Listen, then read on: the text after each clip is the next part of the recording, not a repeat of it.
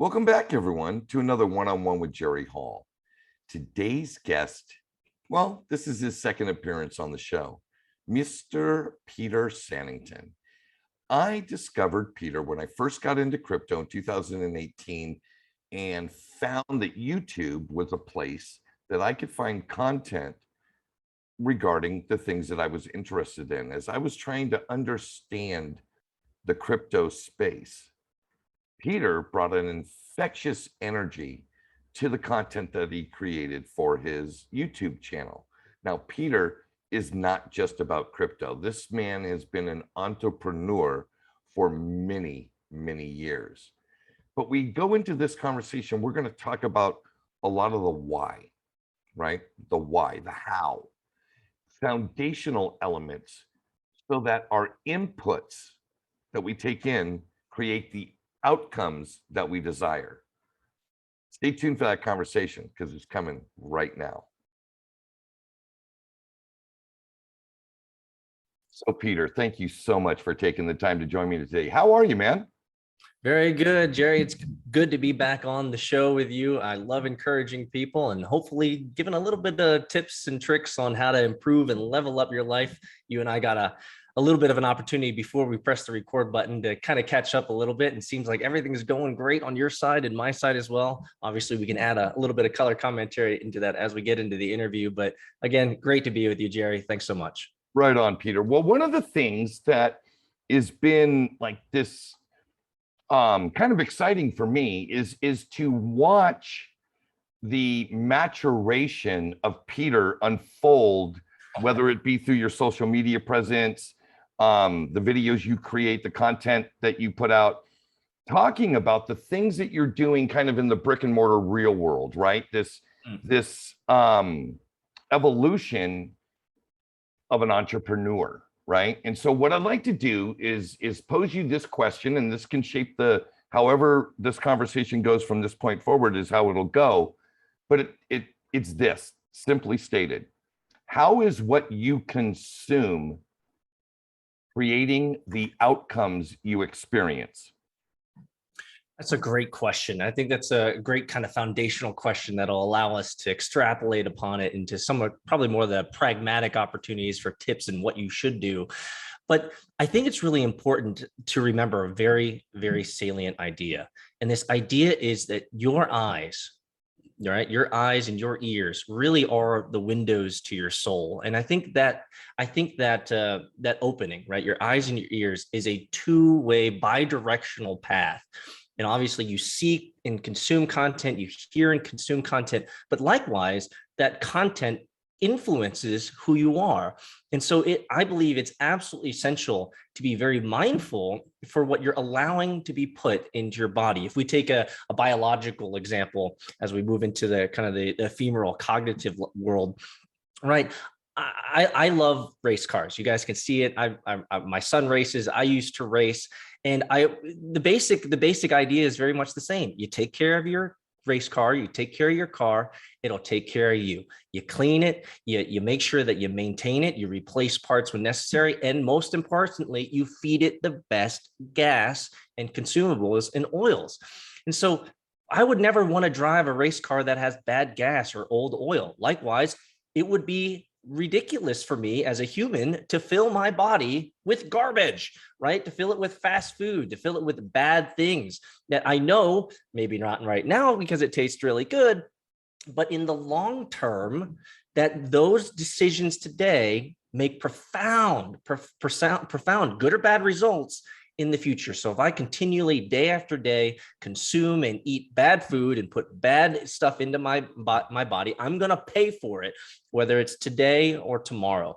And likewise, when it comes to content, so let's move to the content world, is that you have to be mindful as to what you're putting into your body, right? What are you consuming? What type of messages is going into your head? What type of reinforcing ideas are going into your head? What type of, and this is something I'm absolutely really diligent about, is negativity. What type of negativity am I allowing into my life? And so I'll stop right there, but it's absolutely essential because I think it's important for people to remember, picking up a cell phone and, scrolling through TikTok or scrolling through Instagram or Twitter sometimes we end up in these worlds and themes that are like, whoa, how did I get here? And you've ended up consuming pretty much garbage for the last 15, 20 minutes, right? Right. Well, I'll tell you, I could not agree with you more, right?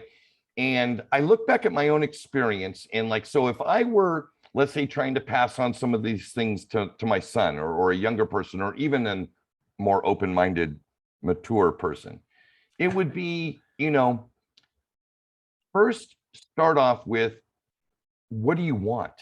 And be like intellectually and emotionally honest with yourself. What do you really want? And then start to explore who's done those things, right? Who are voices that are conveying information that can provide both practical, but also conceptual and contextual frameworks for in which, as a means to manifest that, create that for yourself. You were one of these early people when I got into the investment, wanting to create value game back in 2018. You were one of the voices that I would listen to, partly because as strong as opinions that you held on things in the moment, you were also humble enough to be willing to relinquish them if more pertinent or more distinctive information came to sway your opinion. That was a huge starting point for me. In our last interview, you coined this term, strong opinions, weakly held. And that has been really important for me because I, too, along my journey, have changed course on very strong opinions that I had because new information came. And that is so important. Let's dive into what would be a practical thing. We'll try to bounce between contextual and practical. So one of the things that was very practical for me is taking in a lot of information around the history of money and then how monetary policy today exists and what was the connection, what was the path it took from glass beads, the stone coin of the yak people, to paper money, and taking in as much information as I could, and things that supported the overall narrative I would add, and things that were just kind of ludicrous I took away. That has helped me form a basis for how I invest, right? Absolutely. Your story is slightly different. So what if you were introduced to somebody new that said, Peter, man, I really don't know where to start, but this is what I want, and I'll put out the want, and you can kind of give me the shove in the right direction. Sure. I want to learn how to have control of my own finances. Absolutely. Absolutely. What a great place to start. And I think, again, guys, for everyone listening out there, the important context here is, what are you consuming? Right. And so I'll give you a couple ideas here. There's a great book by Simon Sinek. He wrote this book. The title is called Start With Why. And I think that is probably the most important question that you need to answer before you start anything, is the why. If I can, I'm getting something in my gut here, Jerry, for a second, but if you remember from I think it was the second movie, the second Matrix movie, was it Reloaded?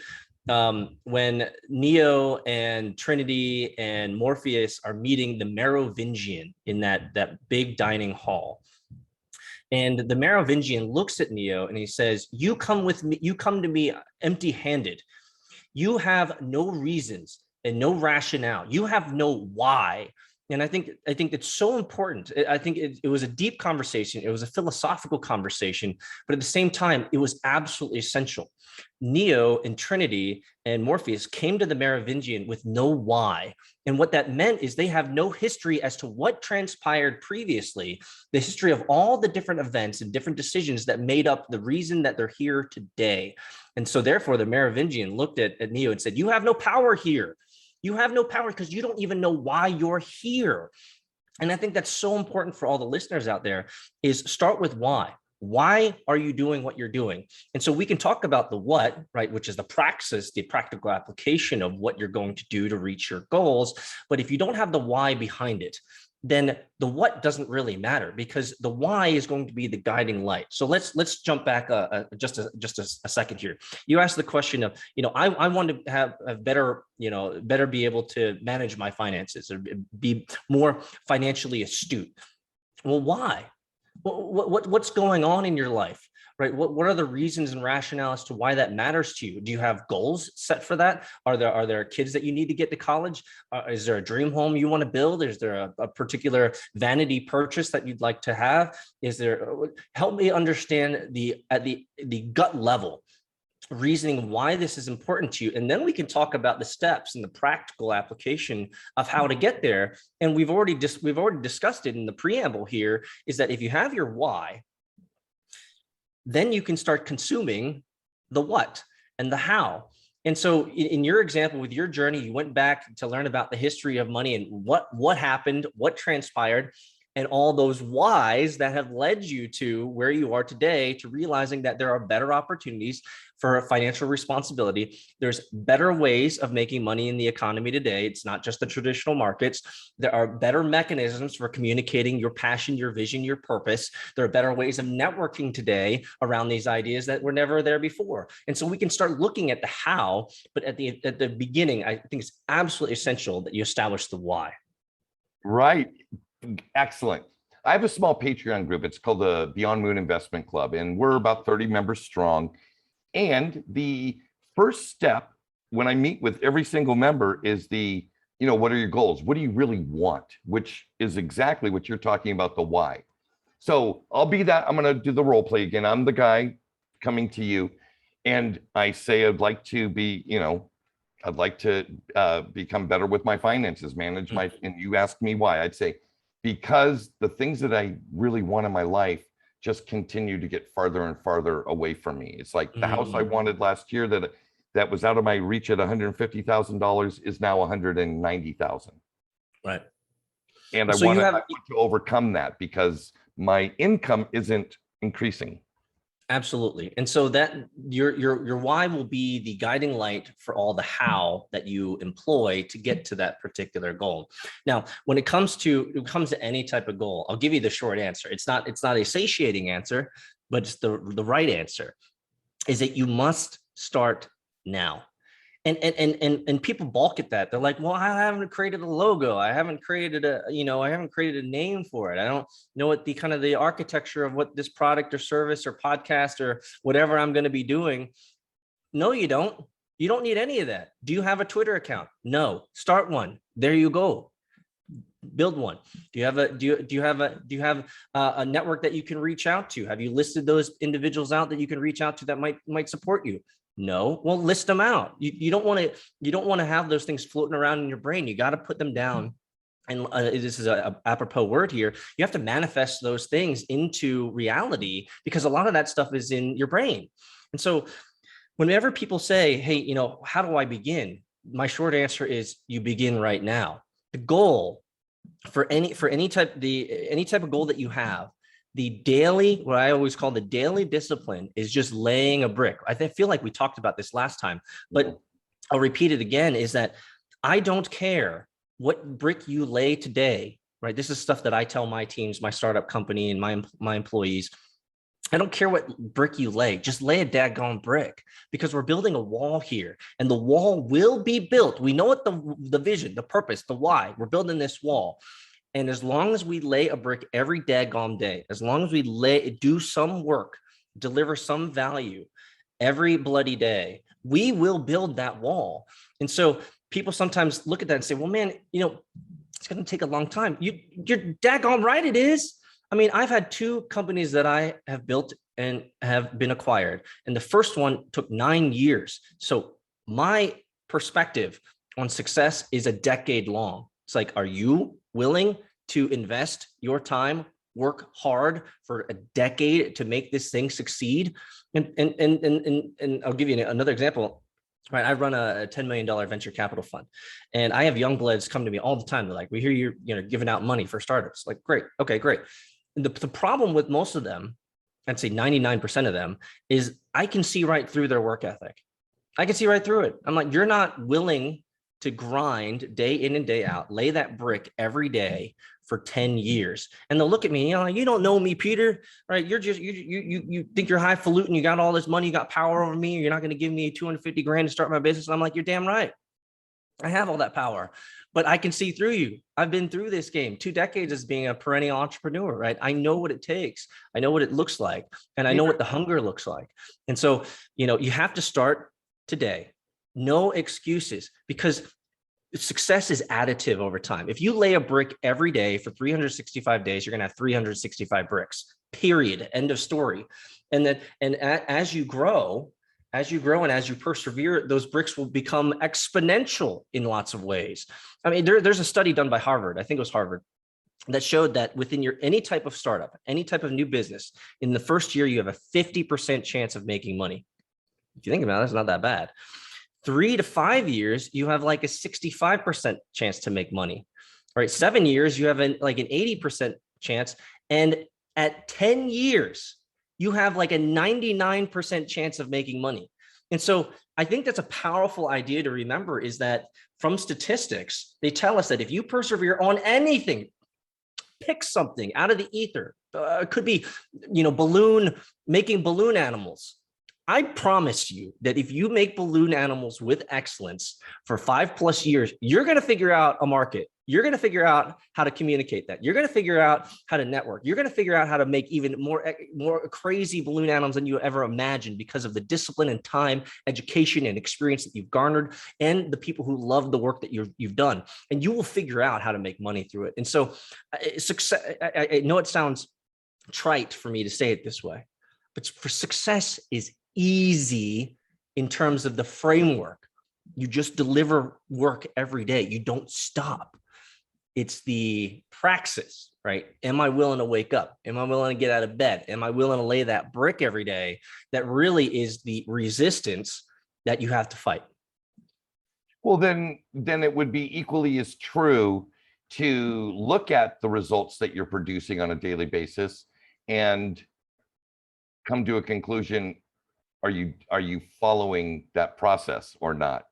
Absolutely. Right? Yeah. Absolutely. You have every day to align what you are doing to your end goal, your why, your vision, your purpose, right? Every day you have an opportunity to say, okay, I could be distracted here, I could be distracted here, or I can ensure that everything that I'm doing is filtered through my why. And if what I'm doing and endeavoring on right now is not aligned with my why, then you can cut that out and say, hey, this is a waste of my time.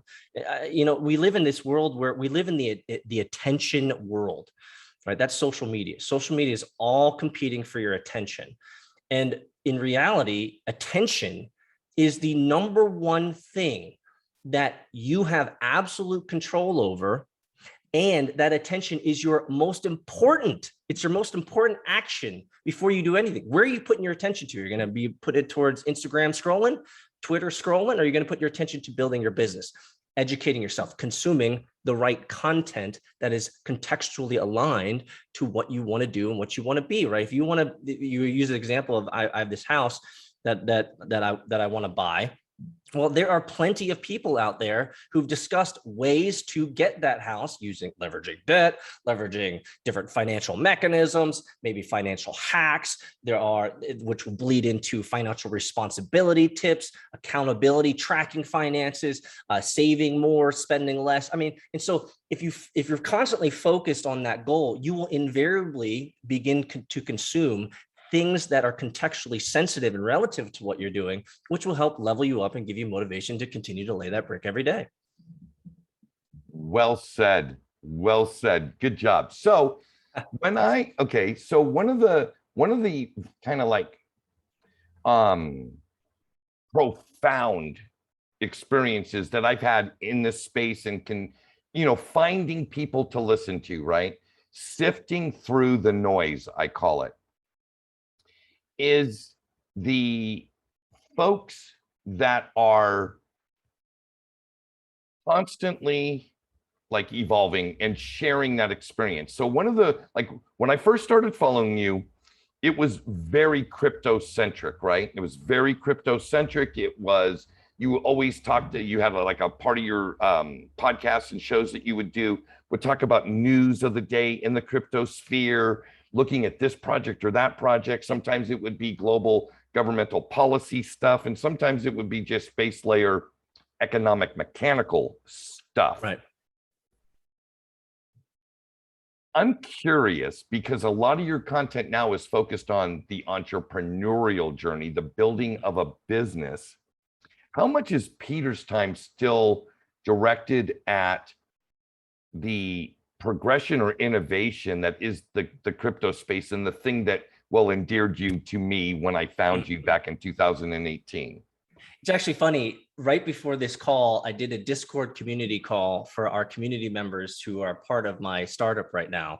And the first 23 minutes of that was an update on the crypto markets and crypto news. So I still do that, but I don't record it because it's a live stream and a Discord chat essentially. But I am still very much steeped in the cryptocurrency world. However, I have found that the things that I want to talk about and the things that I care about now, it's not to say that I don't care about crypto. I'm obviously building a venture funded cryptocurrency startup and have a couple of other back burner projects that are also clearly in the cryptocurrency space. So, I mean, that's my lifeblood. But what I want to talk about has shifted from the news and telling people about what's going on, because that's being covered by a lot of people. Now, that doesn't mean to say that my voice isn't important. And there are certainly people, I think, out there that would love for me to give some color commentary and some of the meta level movers and shakers of what's happening in the cryptocurrency world. And I'll probably bring that back at some level. But the thing that I'm passionate about is I have found, and I think many other successful entrepreneurs have found out that the keys to success are really relatively simple. And it really is the disciplines that are required to be successful. And for me, I feel like I haven't reached a pinnacle, but I've reached a point in my life where if I'm just intellectually honest, Jerry, like I've achieved all of the goals that I've ever wanted in life. You know, hitting 40 years old, I built my own house, built my own garage. I've built multiple companies to acquisition. I have a dog. I have a wonderful wife. I just celebrated 12 years of marriage with my wife. I got two wonderful kids. One's in private school and one is homeschool, so he can race full time. Like, I have literally achieved, you know, I've driven all sorts of race cars and all sorts of wonderful machines. And like, I have literally achieved everything that I've ever set out to. And my refocusing, I'd say, over the last 5 years has really been on being present with my family and appreciating the now. I've been reading through the Daily Stoic. So if you know anything about the Stoic philosophy, it really is about appreciating the now and being present and actively engaged in what you have today. But also, I want to see people level up. Like, if I can do this, Jerry, I feel like I'm in like Seinfeld. You know, if I could do this, Jerry, you know, Kramer moment, Jerry, if I can do it, man, anybody can do it. I'm nobody special. I think I have a particular knack and a particular characteristic in which I love working hard and I love seeing the outcomes of that. And I think that's probably in many ways bolstered by the fact that I have proven that the mechanics of success work. It's just putting in laying a brick every day. You will win, but it's a long-term game. And I want to encourage people to see that reality in my life and to be able to hopefully take from some of the models and some of the things that I say that they can say, okay, well, if Peter can do this, then anybody can do this. And it's not that hard. And so I have a sticky note here that I'll just pulled off. It says, I want to be fuel for humans, right? That's been something that's really been on my heart in the last couple of years or so. Is I want to be fuel for humans. I want people to listen to what I have to say, not so that I can become famous or any of that crap.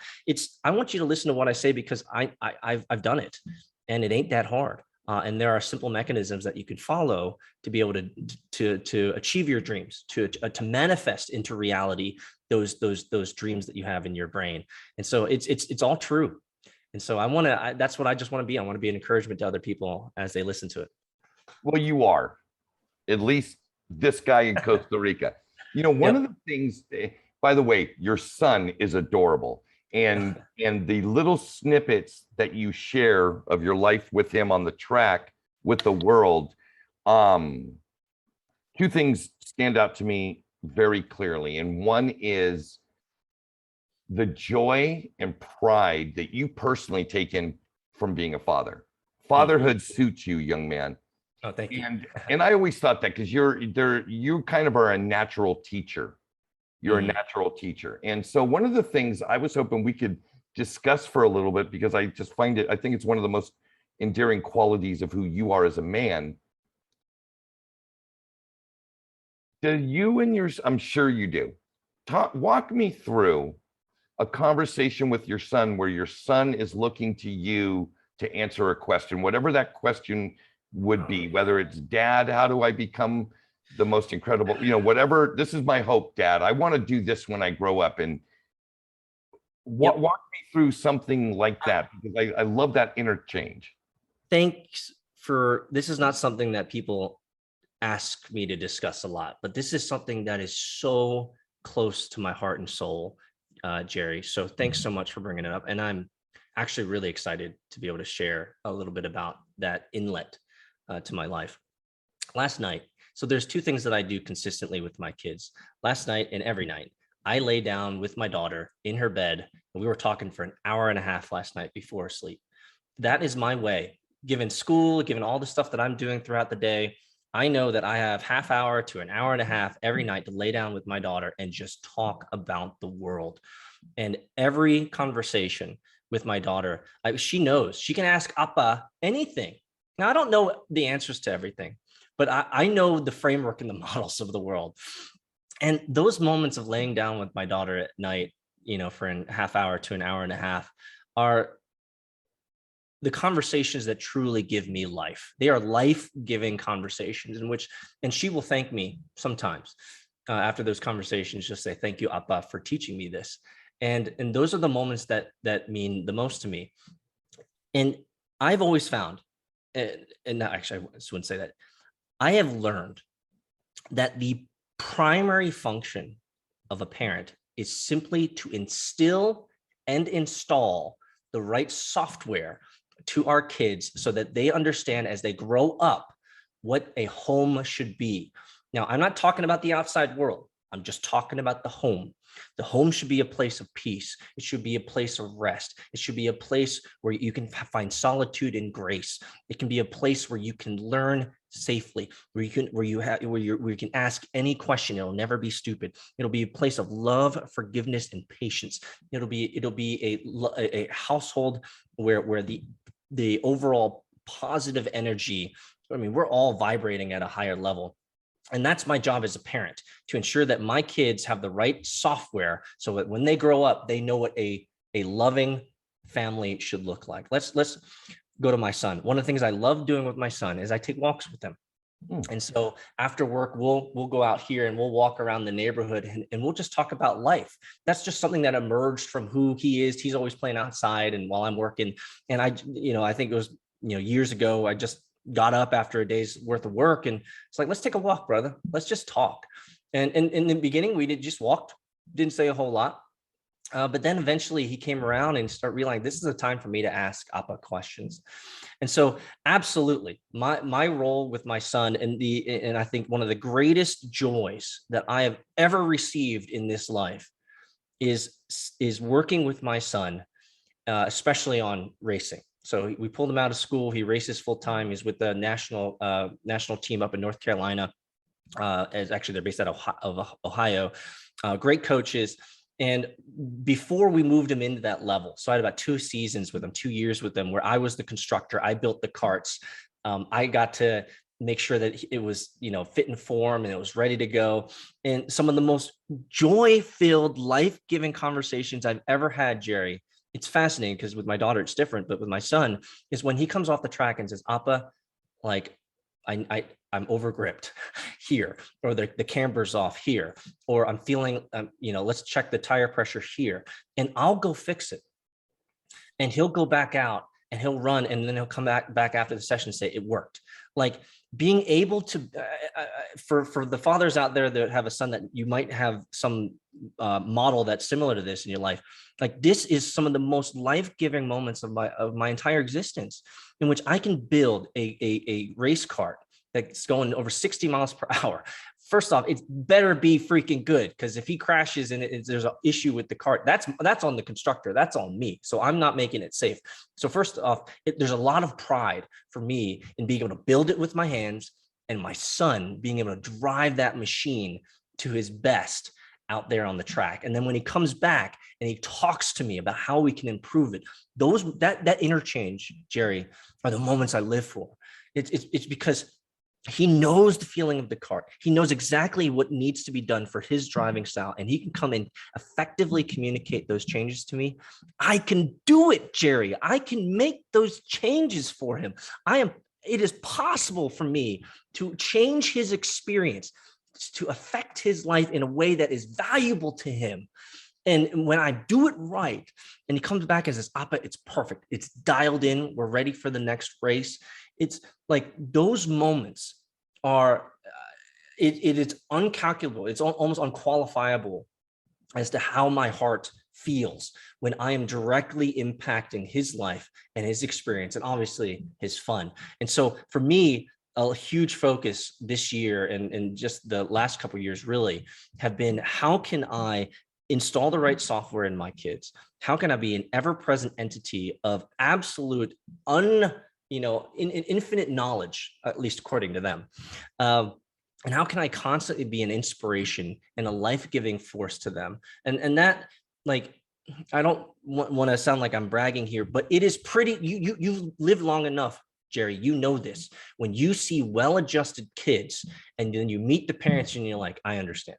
Like, I get it. I understand why those kids are well-adjusted. I understand why there's great communicators, why they're filled with joy. They have a levity and an energy that is positive. And you look and you meet the parents, and you're like, I get it, because these parents are doing it right.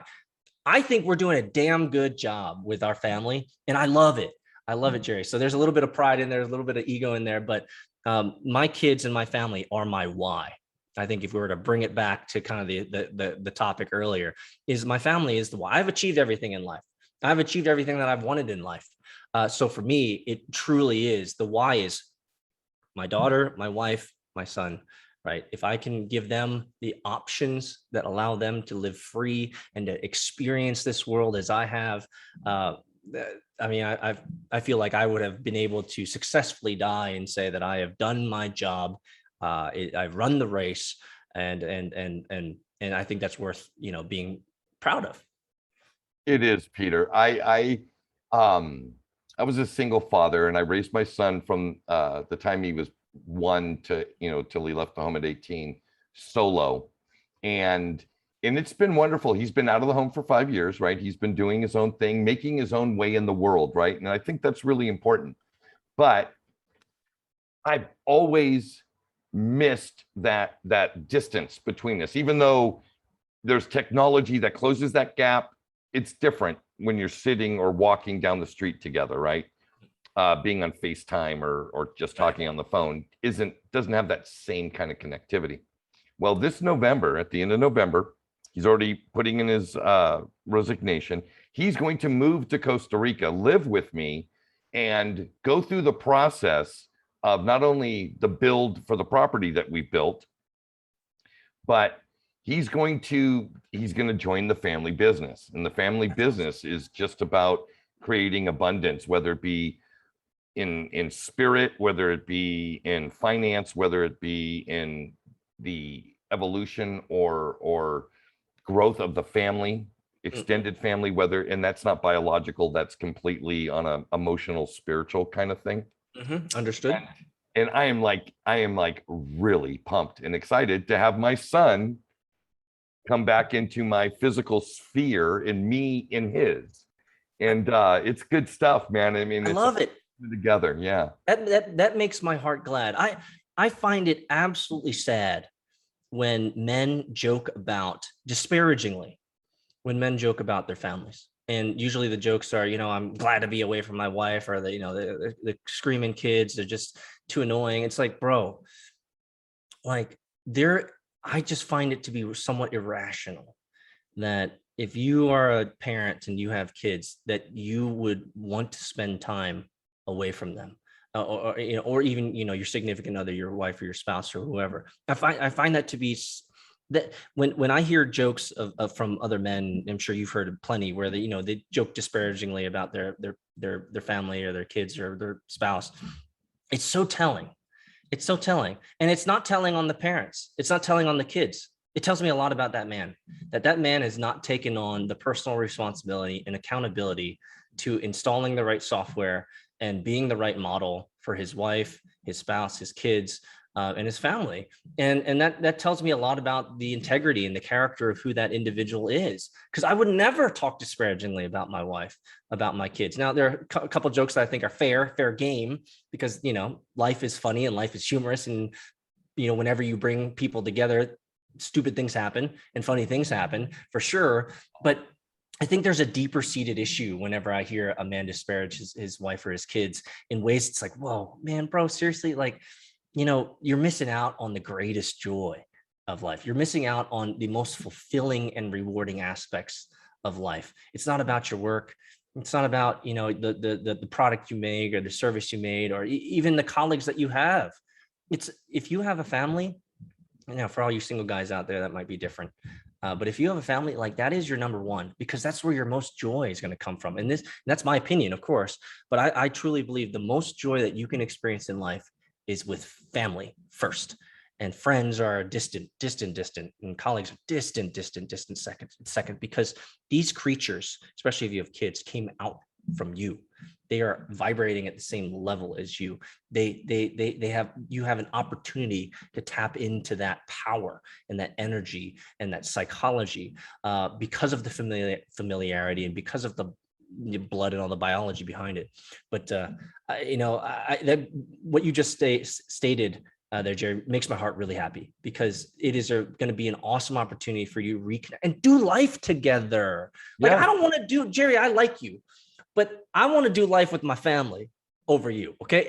Right on. I think, well, I'm of the opinion that there's room for all of it, right? There's room for all of it. And one of the things that I really has like been this driver for me is when I compare and contrast the path I'm on and what I'm learning about versus the history that I grew up in, i.e. the public education system that I went through, the paid education system that I went through when I had to start paying tuitions and things of that nature. And I think about that, right? And I'm hearing you talk about, you have a daughter in private school and you have a son that's homeschooled. And I'm curious how Peter and your wife, how you deal with your children as it pertains to economies or value transfer or finances, because I am well aware that there are no standardized curriculums to address these things. These are generally always self-taught stuff, or learn through the school of hard knocks type of deals. Walk me through how somebody who's been on a journey, like you become awoke. I don't know when. Your story's pretty vast, so I'm thinking it was pretty early, because generally entrepreneurs get clued into these things very early on. But anyway, how do you address that part of the education with your children, one coming to private school and one being homeschooled? Is this a topic that's regularly discussed? Absolutely. I find what a typical conversation might look like. Absolutely. It is fascinating to me that every single day as an adult, you engage with this thing called money. And yet it is the thing that is not taught in the educational systems. I mean, when was the last time that you used the word parabola or hypotenuse, right? I mean, we learn these things, but like, there you go. This is the first time I've used hypotenuse in probably 20 years, right? So there you go. Algebra teacher, you've served your weight. You've done it. I've used hypotenuse in a contextually sensitive and accurate way.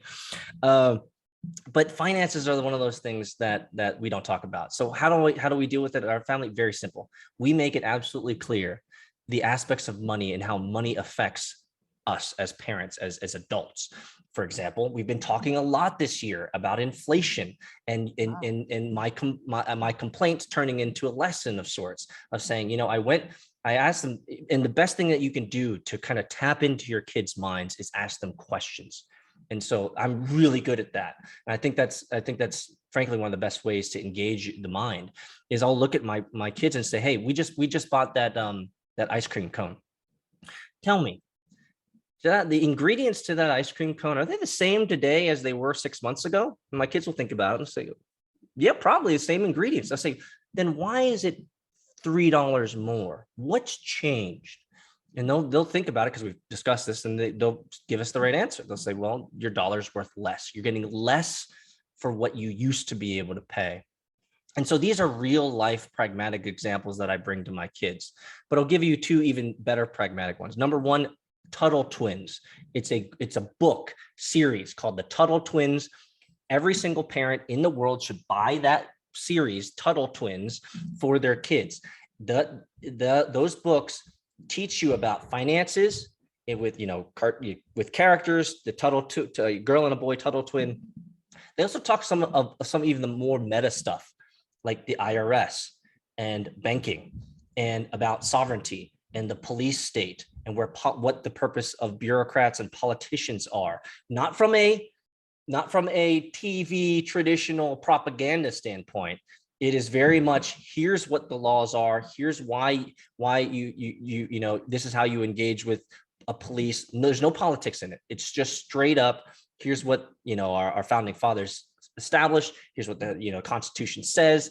And it always relates it back to the real of the Constitution or the amendments or these types of things. And so the Tuttle Twins is a great introduction. But number two, this is for me, my father introduced me to finances when I was 10, 11, and 12 years old. He gave me a great deal, which I've done with my daughter so far, because she's old enough. But he gave me a great deal. He said, whatever allowance that you can save up, I would like to help you learn about investing it.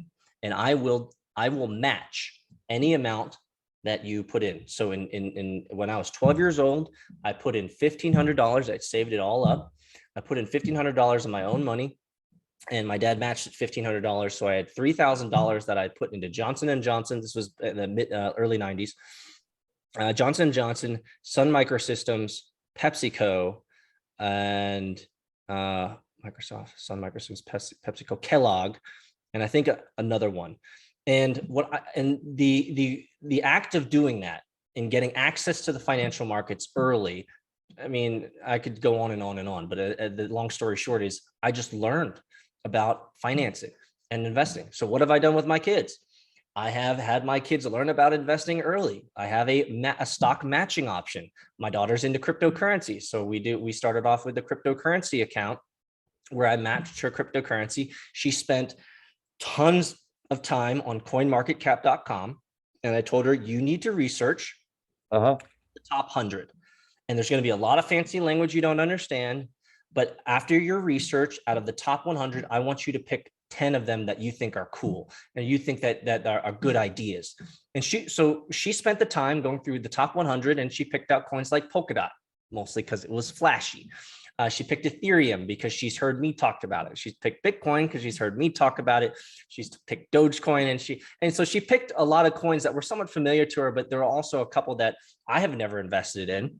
And that she said, I just like their website. I think they did something that was really cool with the way that the globe was spinning on the landing page. Regardless, it doesn't matter how deep you go. The fact is that they now have exposure, right? And so through that exposure, we can have really powerful emergent conversations around why is it doing this.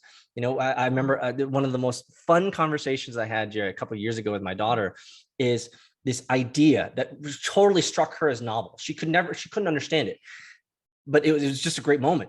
When she was like, well, I invested, $75 into Polkadot, and now it's worth only $10. What happened? Oh, excellent. For someone like me, I mean, what an opportunity for me to explain, well, you invested at X, the market valuation went down. So I had to explain market sentiment, market valuation, and what people are willing to buy, right? Because people have to buy it at a certain level that they're willing to pay, and all these types of things. And it was such a great moment to get under the covers there with her and under the hood and say, this is why this matters. And this is why informed investing matters, right? Because if you just go in there blindly and you don't understand how the market works, then you're going to get stopped out, or you're going to get closed out, or you're going to lose value. And of course, a big part of that was you only lose when you sell these types of things. And so giving access to kids and then asking great questions about finances to them, it makes it real in their world. Another thing that I did, and I'll say this and I'll give it back to you, but we started my daughter on mining cryptocurrency, mining helium through my company, which is emirate.io. And so we got her some miners, and she started making money. And so we started mining in November of last year when helium was like a $1. And then she sold when helium was at 17, and she made $6,000. And so what she ended up doing is buying a brand new laptop so she could create Minecraft videos, because she's seen Appa make lots of videos and she's curious about what that would look like.